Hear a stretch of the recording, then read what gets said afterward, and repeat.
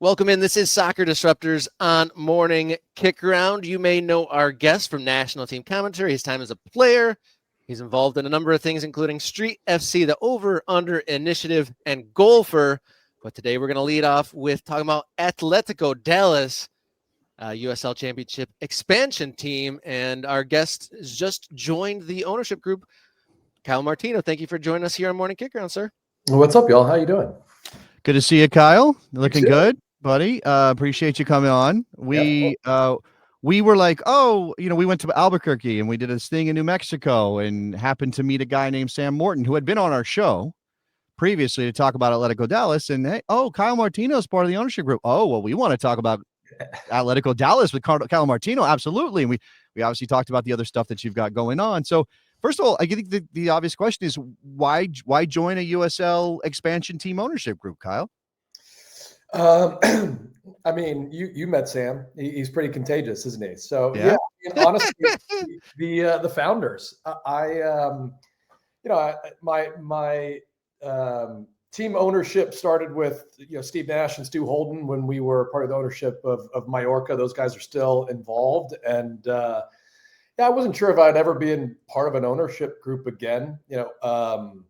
Been just busy in my world, building Street FC and trying to increase access to the game. And it was Matt Valentine who just reached out to me and had a call with him and Sam. And they just said, listen, the mission you are on, we've been following for a while. It's really, what we're trying to build with our team is a community ground up, 100-year asset where, we truly unlock the part of the game that you've talked about. So it really, they didn't reach out to me about being a part of the ownership group. It was really about aligning our missions. And, the first call was amazing.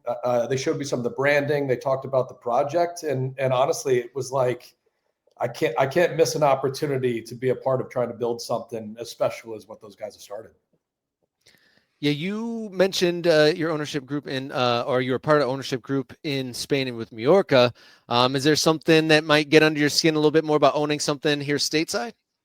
Yeah, I mean, it's funny. Someone the other day was like, but you're an MLS guy. And I'm like, what does that mean? It's like, you're a shill, not a soccer Kyle. guy, not a soccer guy. You're the pocket of Don Garbers with that.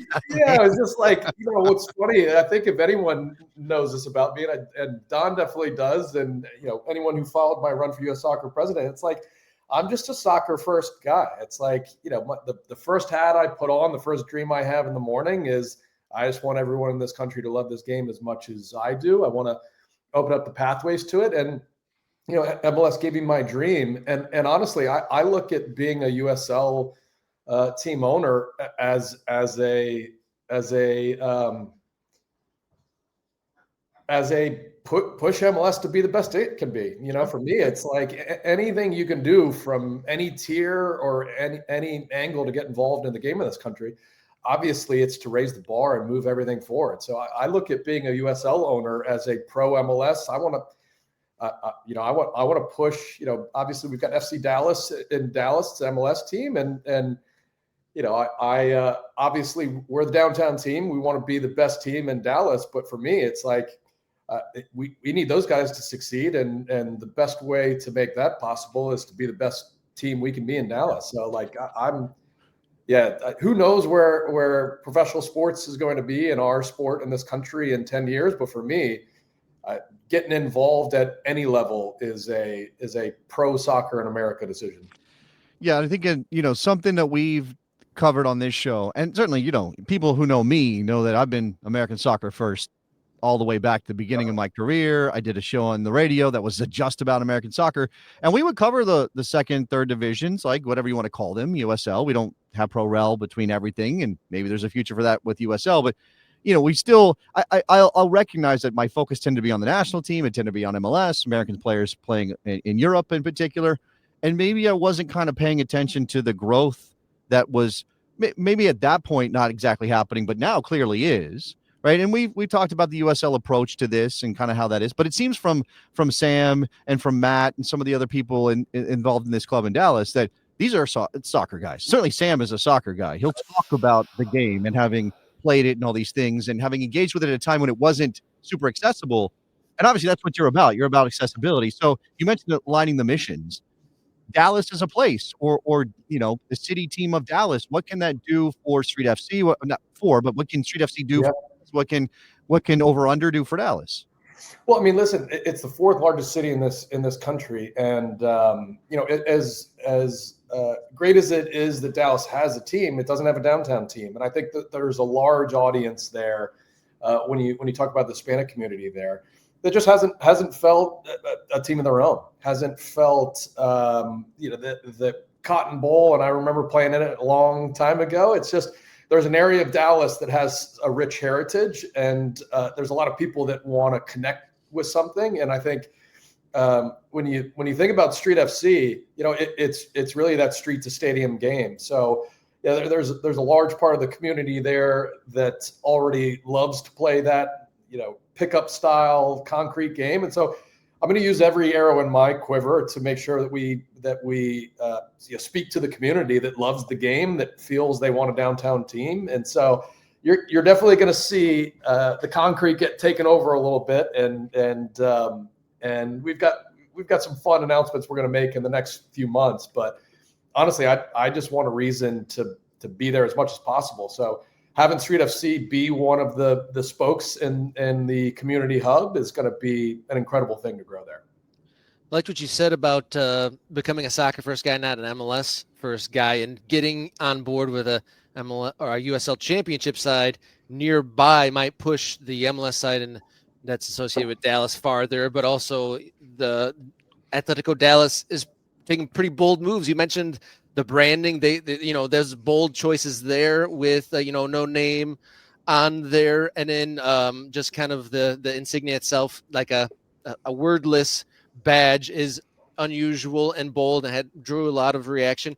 And then planning to play in Cotton Bowl, a large historic notable landmark of a stadium.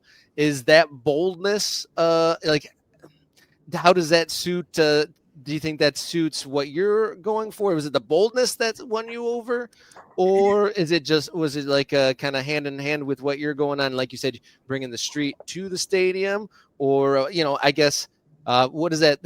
Was it the boldness of it all that kind of got you on board? Yeah, I mean, I think it's the authenticity that really spoke to me, in that here are two childhood friends that fell in love with soccer together, have lived a life in soccer, and when I saw the branding, my favorite part about it, I mean, I love the colorways, I love the story behind the wolf and the snake, but for me, not having the name, earning the right to be Dallas for me is what I love. It's like it's not an entitlement or a reverence to leave Dallas out. It's like this crest will be known as Dallas when we earn the right for it to be known as Dallas. So that to me, I think there's a subtle humility, and obviously, people want to see references and all that sort of stuff, but it's like, it's a Dallas team. You will know it's a Dallas team if we build the right club. I do think also, like, we just live in an era where if you see something, you're like, what the heck is that? And you're on your phone in 2 seconds to Google it and find out what it is. So that's the kind of thing that people are going to go, well, I don't know what that is. Find out, oh, it's a soccer. And not only now do you know it's a soccer team, you might be seeing the website. You might be learning where they play. You might be there's something interesting that we got some questions here in the chat. I want to get to this one. This is something obviously everybody's talking about. Kyle, as a USL owner, would you be in favor of pro-rel within the USL ecosystem? I think I know the answer to this question, Kyle, but why don't you give our man an answer?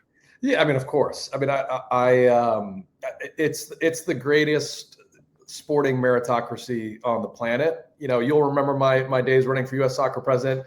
I wasn't one of these guys that promotion relegation cures cancer. It's the soul for everything. It's going to be this amazing thing that's going to unlock the universe. I think you and I both are sort of logic-based people that knew it was going to be a challenge to install a system with the paradigm and the construct that exists in the format that MLS has. But I love, and when we were given the choice, first division or not, I mean, Matt and Sam, they didn't even blink for a second. Yeah, of course we want to be in that first division, and of course we want to earn our right to stay in it. So I am definitely all for a format that rewards those that do it right, and the beauty is punishes those that don't keep up with the crowd. All right, we don't want to take up too much of your time, but I did want to ask you about one more thing. I mean, this is not directly related to Atletico Dallas or your other projects, but you were quoted in a story. I mean, I know it's part of the access question, but you were quoted in a story about NIL affecting the future of the U.S. men's national team in particular, which I thought was a very interesting angle to come at NIL from. I hadn't considered that, so it was eye-opening to me. What do you, I mean, as a guy who played college soccer, obviously went pro, what do you think that does in terms of the incentives that are there? Because, one of the things we always talk about is lots of parents kind of push their kids in various directions depending on what is available to them if they are successful in said sport. Does NIL change that equation? Yeah, I mean, I think one argument is that there's now another carrot in front of young athletes from certain backgrounds to move out of soccer and into another sport. And so for me, I think the challenge is as big today as it's ever been, which is we got to stop having these kids select one sport at a young age. We got to stop hyper professionalizing the sport at 8, 9, 10 years old.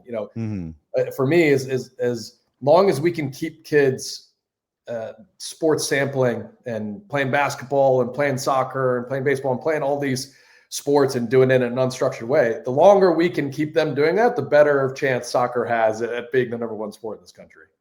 Yeah, you hear so many stories of from professional soccer players, especially within MLS, that their parents were heartbroken when they chose soccer over going to play football or basketball. Because that path, play well as a youth, soccer, or play in high school, go to college, go pro, and that path is not a clear, well-beaten path, especially for domestic American players. I guess just kind of wrap it up. How is your missions with the various projects you're taking on?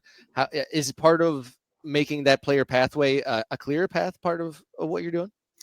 Yeah, I mean, for me, it's like, I think when I came out of the U.S. soccer presidency, the issue of consequence was access. And I just thought to myself, the best use of my time and my experience and my platform is really out of the competitive environment. The ownership group is a fun thing. I'm not going to be in there talking to sporting directors, who the coaches and all that sort of stuff. They've got that taken care of. For me, my angle is a cultural one. I mean, we need kids playing at recess. We need kids playing on the blacktop. Like my journey starts at the bottom and sort of ends when they're putting GPS systems on 11-year-olds.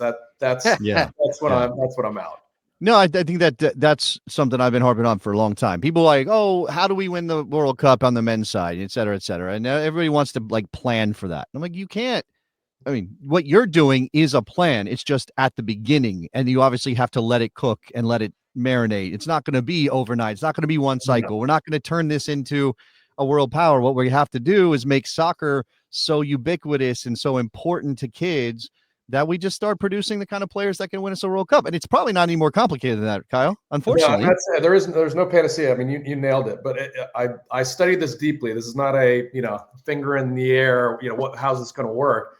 I mean, worked with Aspen Institute of Sports and so many different groups. And there was one stat that really just was kind of my aha moment, which is proximity to a facility is the highest percentage chance a kid will start and continue to play sports. It's like, second you put soccer all the way over there, we're going to really struggle for our men and women to continue to perform at the international level and be powerhouses. Like the second that it's a blacktop economy and soccer's on every street corner, I mean, that is the biggest thing we can do to nudge our men towards winning a World Cup while my hair isn't entirely gray, although it's definitely good. You and me both, Kyle. It's a beard first for me, but we're there. Yeah. Thank you so much. Yeah, man. Martino, thank you so much for joining us here on Morning Kickaround. Everyone, what's that?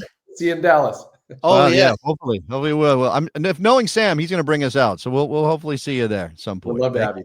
Okay. See you guys. Thank you so much for joining us here on Morning Kickaround. Great guests here on this show: Kyle Martino, Dan Creel, and we have a bevy of more guests later in the week. So we got 2 on Wednesday and at least 1 on Friday. Thank you so much, Kyle. Check all his stuff out on social media. He's got this is what we're bringing you 3 times a week. This is what we're bringing you. And obviously we want to continue to grow. We want to do more of our Albuquerque style trips. We want to do more of this. The bigger we grow, the better guests we get. I mean, Kyle Martino's great. Have a little bit of a personal relationship with him, so was able to reach out and get him on the show. Obviously, Sam Morton of Atletico Dallas helped hook that up.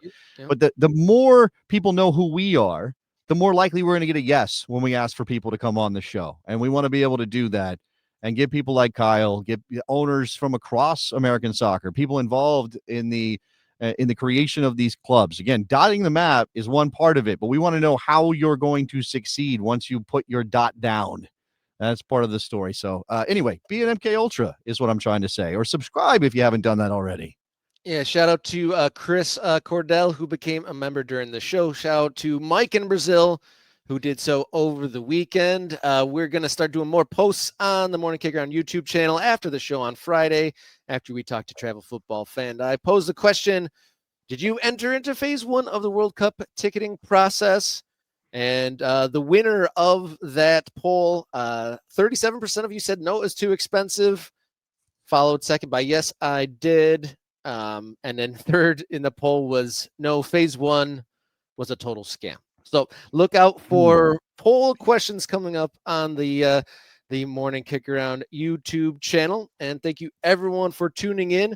Tell your friends, tell your family, tell your pets, subscribe, and then kick it up a notch and becoming a member. Help us dot the map. Plenty to cover here in United States soccer as that map gets thicker and thicker, more and more dots. Let's go. Let's do it. Excited for that. Dot the map. Just keep hammering that. That's what we're going to do. That's what Kyle was saying, essentially. Now he's putting his money down and his influence down on Dallas, but what over under, which is the initiative he has to turn those blacktops into soccer courts, the Golfer, which is the pop-up goal that can be installed in these courts so that you can play basketball. And then, oh wait, we want to play pickup soccer. We can just pop up that goal and we can play. All that's about dotting the map with access to the game. As he said, now we want clubs to do it because clubs can invest in these communities and clubs are an influence on young people and kids to play in their communities, whatever their community might be. But it's all the same. It's all the same idea. There's only one idea that matters, Rob, in American soccer. There's only one idea that matters, and it's dot the map. Yeah, I remember when he was a presidential candidate, his platform was very much a dot the map, open to pro-rel. And definitely enjoyed what his platform was when he was running back then. But we'll be back. Like I said, great guests on Wednesday. A lot more to bring you as we continue our mission to dot the map. And until then, everybody check out the channel. But ultimately, enjoy your soccer. See you Wednesday.